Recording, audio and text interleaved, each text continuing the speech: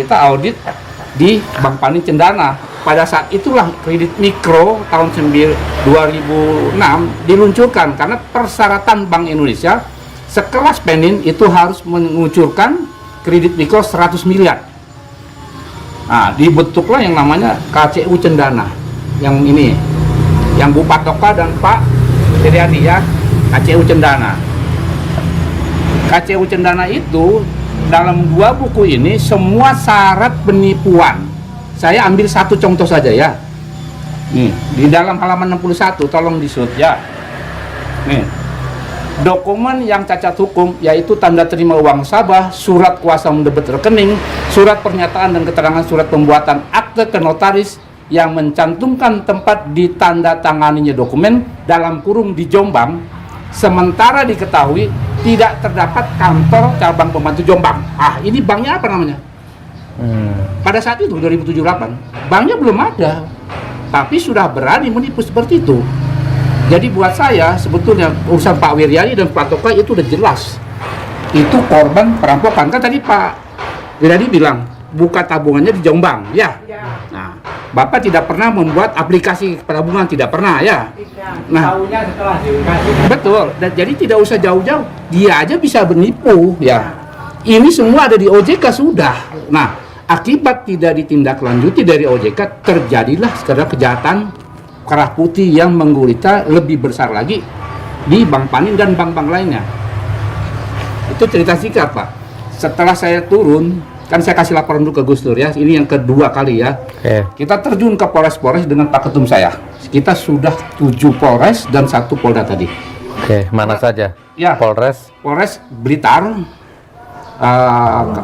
Tulungagung. Di Blitar ada 2 Polres, 1 Polres Kota, Kabupaten, Tulungagung, terus mana Bu?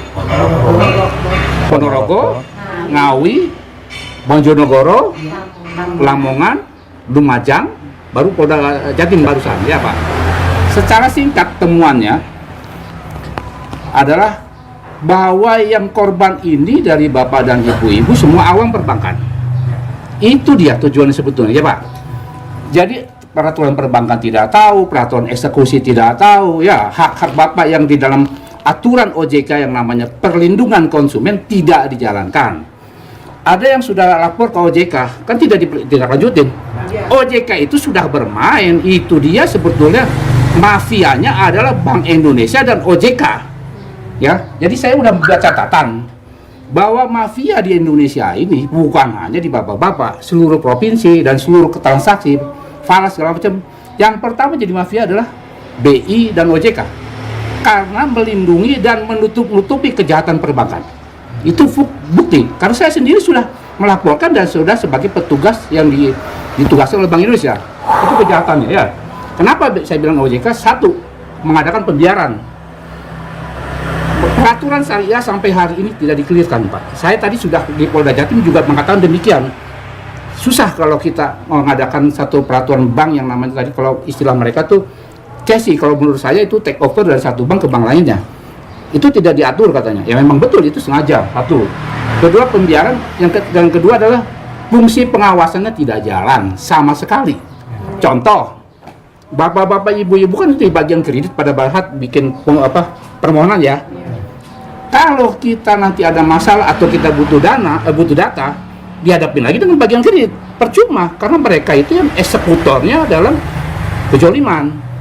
Kalau itu Bank Indonesia harus mengikuti bank asing seperti saya kerja, seharusnya OJK dan BI itu membuat yang namanya satu departemen yang namanya customer complaint. Customer complaint itu dimonitor seluruh bagian termasuk pengawasannya.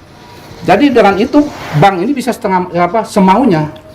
Kalau dia terjadi sesuatu yang rekayasa seperti Bapak Ibu ini, dia pasti akan bilang tidak dapat memberikan karena kredit Anda sudah lunas. Padahal itu tidak lunas. Dia mengeksekusi jaminan. Selalu istilahnya lunas. Saya kemarin ngotot di Bank Jatim. Bapak jangan bilang lunas. Ini eksekusi. Lunas dan eksekusi beda saya bilang. Kalau lunas kita tidak ada permasalahan sampai cash. Selalu bilangnya begitu. Kalau diminta di sini dilempar ke pusat, ya.